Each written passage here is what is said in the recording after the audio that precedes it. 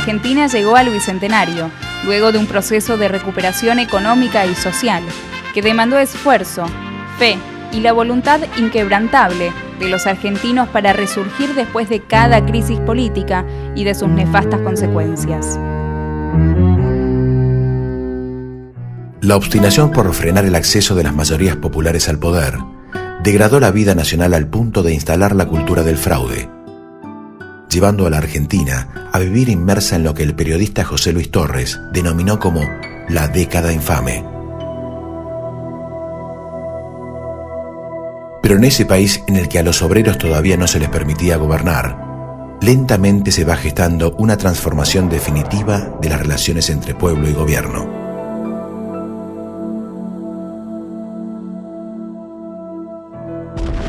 Hasta aquel día de primavera de 1945, que modificaría para siempre la historia de los argentinos.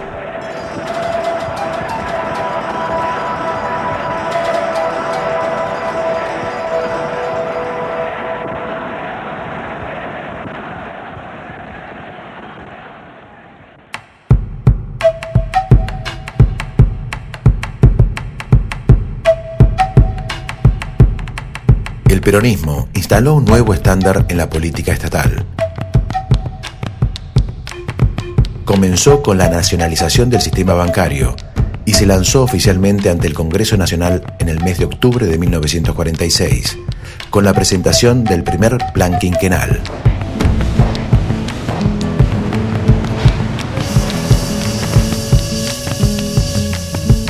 La sanción de una nueva Constitución argentina en marzo de 1949 fue uno de los cambios fundamentales de la historia argentina del siglo XX.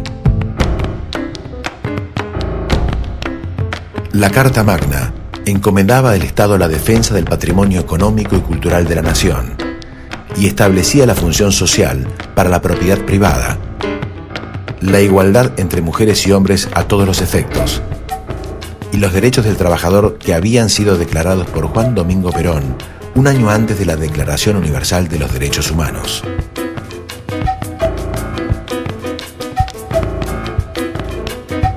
Así, en 1952, al iniciarse el segundo mandato del presidente Perón, los trabajadores disfrutaban del más alto nivel de vida al que pudieran aspirar. La lucha para conseguir esa felicidad había sido durísima. Había llevado décadas. Muchos habían caído en el camino, pero su sacrificio no había sido en vano. Todos los servicios públicos, los recursos naturales, los puertos, el comercio exterior y el grueso de la producción económica eran propiedad de los argentinos y se encontraban administrados por el Estado Nacional. El país había ingresado por fin a la era industrial. Producía tractores, aviones, barcos, automóviles, locomotoras, vagones. Se desarrollaba la investigación en materia nuclear, se construían diques, represas y muchas otras obras públicas de magnitud. Teníamos una industria militar, la base para desarrollar una industria pesada, y poseíamos el segundo Producto Bruto Interno por habitante de todo el ancho mundo. Nuestro país, por primera vez, no adeudaba un solo dólar al exterior. Todos los argentinos accedían a la educación y a la salud. Nuestro sistema de distribución de la riqueza y de beneficios sociales eran únicos para la época. Se habían terminado los privilegios. Y la respuesta fue brutal.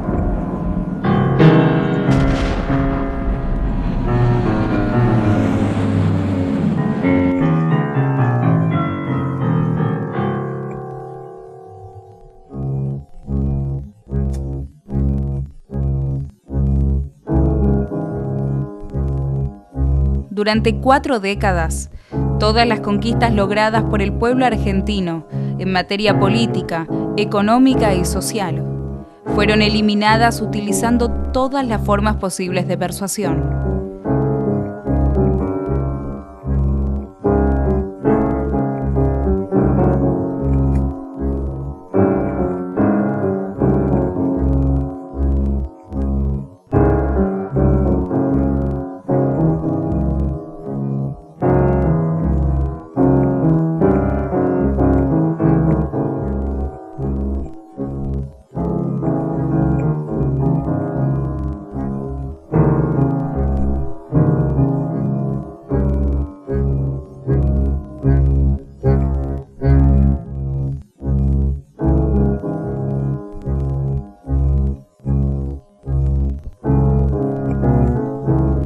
la sociedad argentina fue sometida a la represión, el terror o la extorsión ejercida por los diferentes amanuenses del poder económico.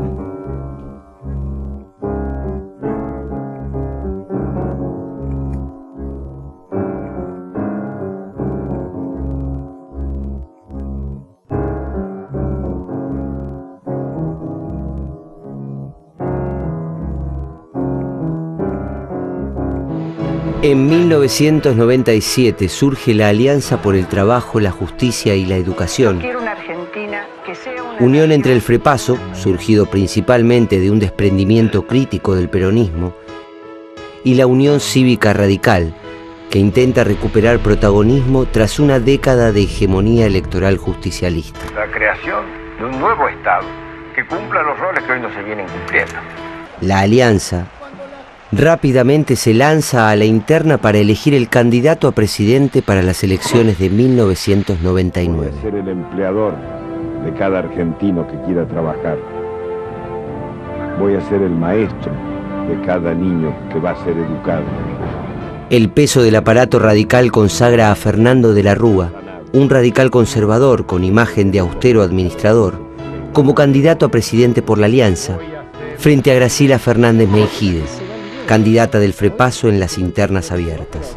Montada centralmente sobre el discurso de la transparencia institucional, la campaña electoral de la coalición ofrece escasos cuestionamientos a los fundamentos de la política económica neoliberal de Menem. La Alianza llega al poder en 1999, con la carga de los problemas sociales cada vez más visibles. De la Rúa se muestra incapaz de resolver los conflictos que ha heredado, y rápidamente las internas entre los dos componentes de la alianza empiezan a limar el prestigio de la coalición gobernante. Pero no hay crisis para el país. Solo 10 meses después de haber asumido, el 6 de octubre de 2000, el vicepresidente Carlos Chacho Álvarez renuncia al cargo, denunciando corrupción en la votación de la reforma laboral en el Senado. Al cargo de vicepresidente de la Nación, para no perjudicar al presidente ni alterar la vida institucional. La experiencia de gobierno aliancista empieza a caminar hacia el precipicio. El ciclo económico recesivo iniciado en 1998 no puede ser resuelto por el gobierno, que se aferra a la convertibilidad.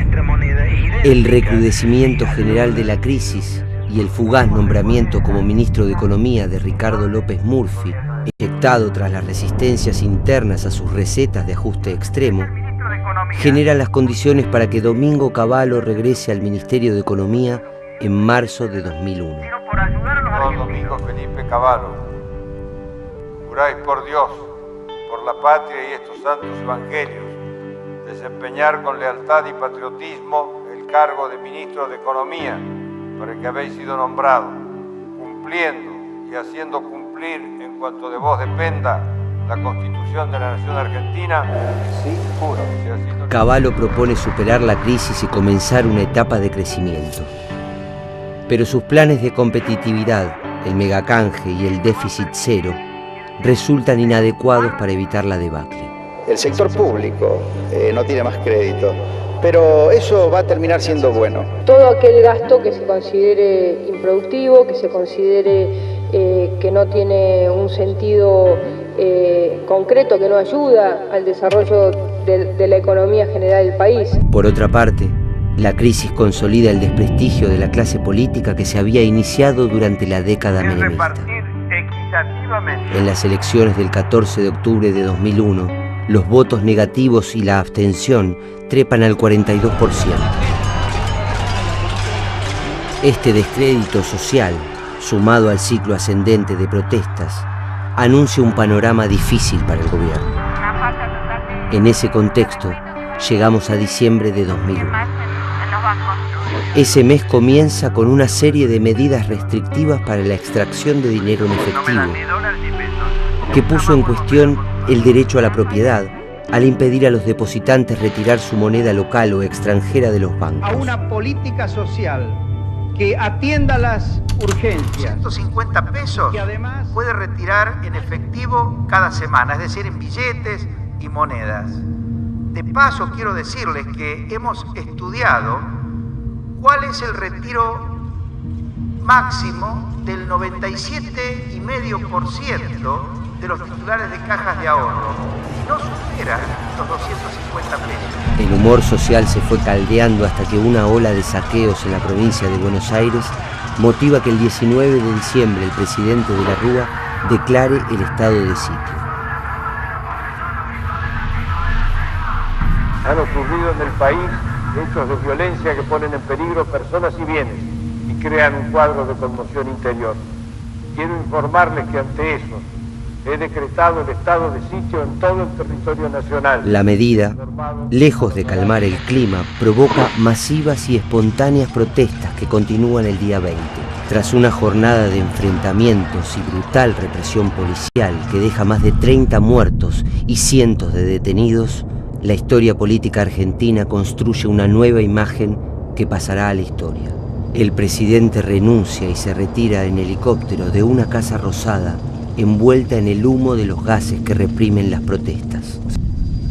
Tras la caída de la Rúa, el poder ejecutivo recae en Ramón Puerta, que era presidente provisional del Senado, según lo establecía la ley de acefalía, hasta que la Asamblea Legislativa, que se reunió 48 horas más tarde, nombra a un nuevo presidente. Y en este momento le entrega el bastón de mando. El elegido fue Adolfo Rodríguez Saá, gobernador de la provincia de San Luis, cargo al que renuncia para asumir la primera magistratura. Ha sido elegido en el cargo por 90 días, momento en el cual debían realizarse elecciones bajo la controversial Ley de Lemas, pero su gobierno dura solo 7 días. En ese lapso se declara el default financiero, por el cual el país se reconocía insolvente para afrontar sus compromisos de pago. En primer lugar, anuncio que el Estado argentino suspenderá el pago de la deuda externa. Esto... El Estado argentino suspenderá el pago de la deuda externa. A su vez, Rodríguez Saá designa a Carlos Grosso, uno de los íconos de la corrupción menemista, como jefe de asesores del gabinete de ministros.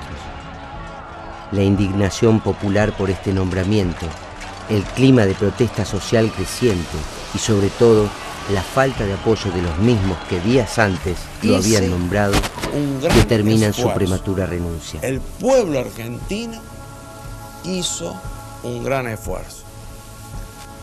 Los lobos o los lobbies que andan sueltos no han entendido la esencia de los nuevos tiempos y pretenden mantener los privilegios. Insólitamente, Puerta ha pedido licencia a su cargo en el Senado horas antes de que Rodríguez Saá renunciara, de modo que en la nueva situación, el cargo de jefe del Ejecutivo recae en el presidente de la Cámara de Diputados, el peronista bonaerense Eduardo Camaño, quien inicia de nuevo el proceso de convocar a la Asamblea Legislativa, que 2 días después elige como presidente a Eduardo Duhalde, quien había asumido como senador solo 2 meses antes.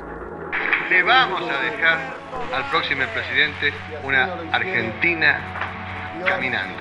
Milagros no hay, pero ordenada y en marcha. Asumido el 2 de enero de 2002, el mandato de Duhalde se plantea como una transición en la que, por imposición de la crisis, la política de devaluación de la moneda da por tierra con la convertibilidad monetaria. Que van a ser respetadas las monedas en que hicieron sus depósitos.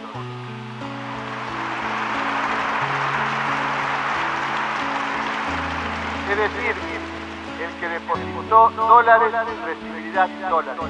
La especificación de los depósitos en dólares, un extendido sistema de planes sociales, jefas y jefes de hogar, para paliar la situación social en la que se encuentra un sector de la población, y un programa económico de corte productivista, permiten mostrar los primeros síntomas de recuperación económica tras la crisis y son las marcas más fuertes de sus 15 meses de gobierno. En junio de 2002, la brutal represión a una protesta de organizaciones de desocupados en el puente Pueyrredón y en la estación Avellaneda en la que son asesinados 2 militantes piqueteros por miembros de la policía bonaerense, deja sin margen de maniobra al gobierno, que se ve obligado a adelantar las elecciones para abril de 2003. Que el Estado salga, pero no reprimir, a dar la urna. Tras unos meses de incertidumbre, en donde el apoyo de Duhalde parece ir hacia el gobernador de Córdoba, José Manuel de la Sota, y en los que también se perfila la figura de Carlos Alberto Reutemann, finalmente la balanza se inclina a favor del gobernador de Santa Cruz, Néstor Kirchner, quien es electo presidente tras la renuncia de Carlos Menem al balotaje, al que habían llegado después de una elección en la que ambos resultaron como candidatos más votados. Se cierra así el ciclo de sucesiones presidenciales iniciadas con la renuncia de Fernando de la Rúa en diciembre de 2001. En esta coyuntura se produce un dato poco valorado, y es que la resolución de la crisis se tramita siguiendo estrictamente los canales institucionales. Este hecho, en un país que durante el siglo XX había quebrado constantemente la Constitución Nacional, ofrece a pesar de todo una imagen de la madurez democrática alcanzada. A lo largo de nuestra historia, solo los movimientos basados en la voluntad popular han logrado resistir al tiempo y lo seguirán haciendo.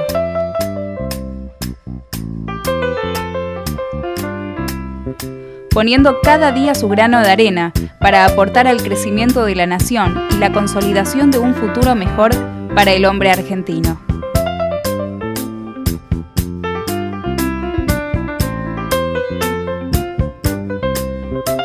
Kirchner es el presidente electo con menos votos de la historia argentina, en un contexto aún de debilidad institucional y de desconfianza de la población y sus gobernantes.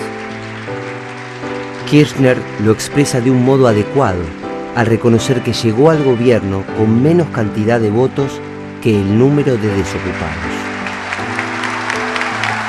En este contexto, con los signos económicos que empiezan a mostrarse positivos y con el abismo de la crisis apenas detrás, el gobierno entiende como indispensable, incluso para su propia supervivencia, la tarea de reconstruir una democracia que aparecía asociada con los intereses de las clases dominantes y de los grupos políticos más corruptos.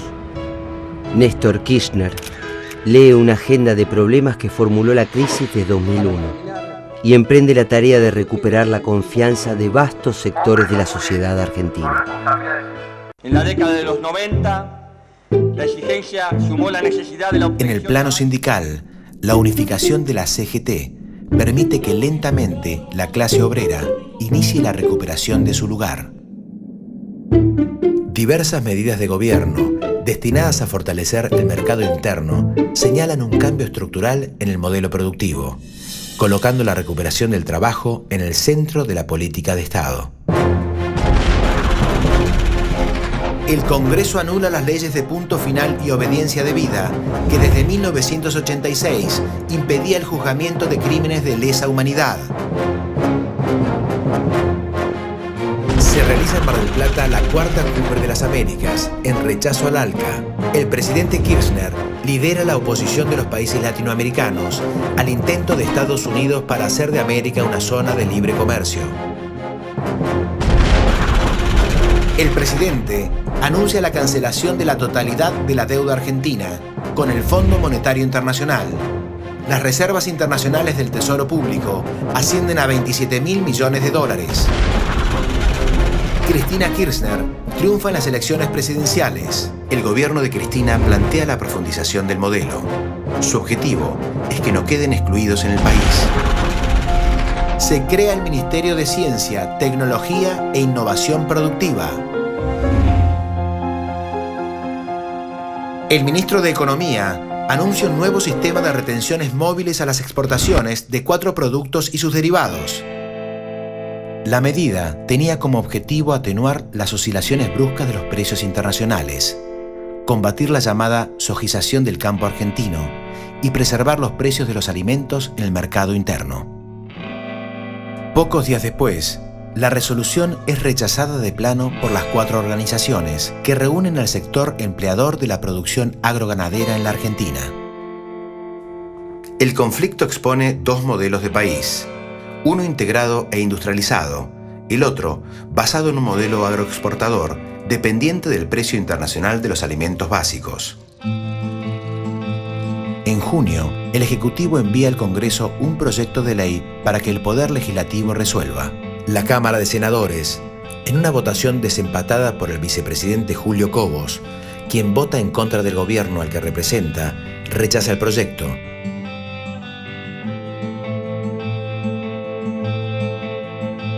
A finales del año, al desatarse en Estados Unidos la debacle financiera, el gobierno lanza un plan anticrisis. Su objetivo es que no queden excluidos en el país.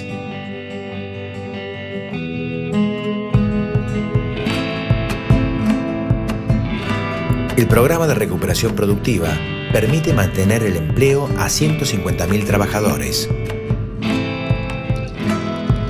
El último discurso presidencial, al inaugurar el periodo legislativo de 2009, deja en claro la política a seguir frente al panorama global.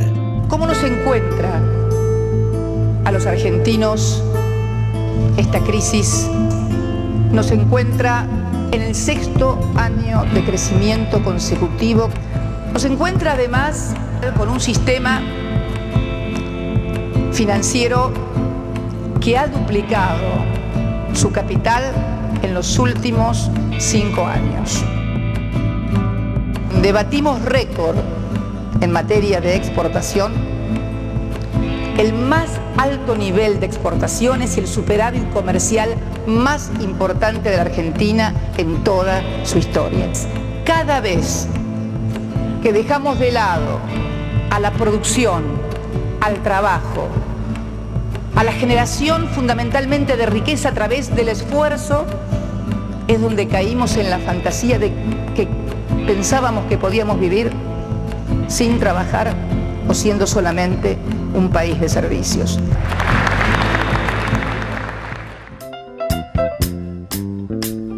Acompañando el esfuerzo de reconstrucción de las instituciones emprendido desde el Gobierno Nacional, nuestro sindicato demuestra hoy su solidez en todos los órdenes en los que despliega sus actividades. Trabajamos en turismo social, recreación deportiva y promoción de la vida sana de nuestros afiliados.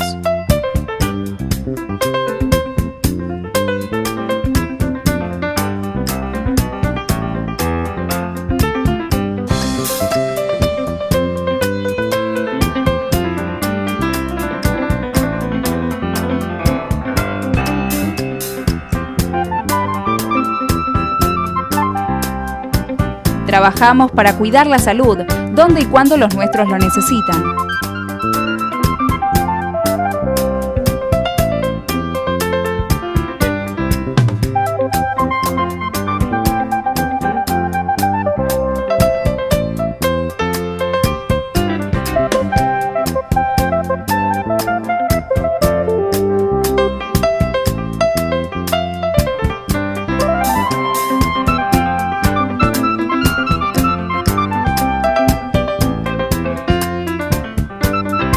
Promovemos la excelencia educativa y fomentamos la formación profesional de nuestros afiliados y sus familias en todos los niveles de enseñanza.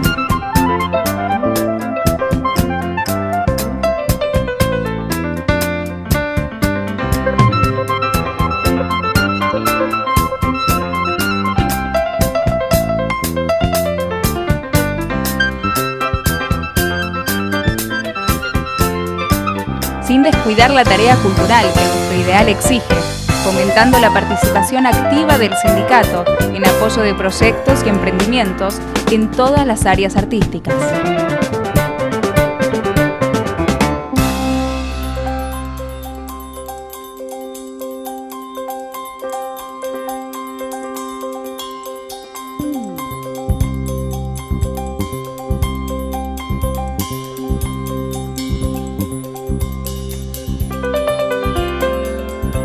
El SUTER ha ingresado así al siglo XXI en inmejorables condiciones para afrontar los desafíos que plantea el mundo laboral, cada día más complejo, cambiante y exigente, con la misma fuerza y voluntad transformadora del primer día.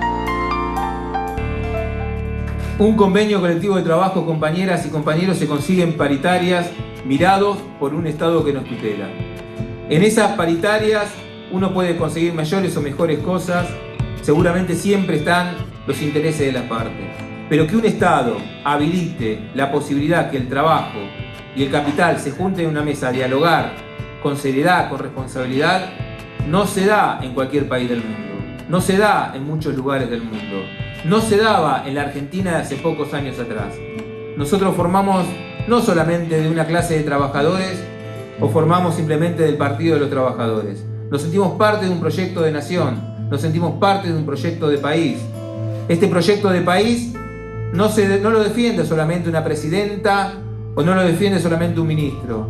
Lo tenemos que defender todos los que nos sentimos parte de este proyecto de país, porque no tiene que ver con un partido en particular, tiene que ver con la defensa de lo nacional, tiene que ver con la defensa de lo popular, tiene que ver con nuestros valores, con nuestras raíces.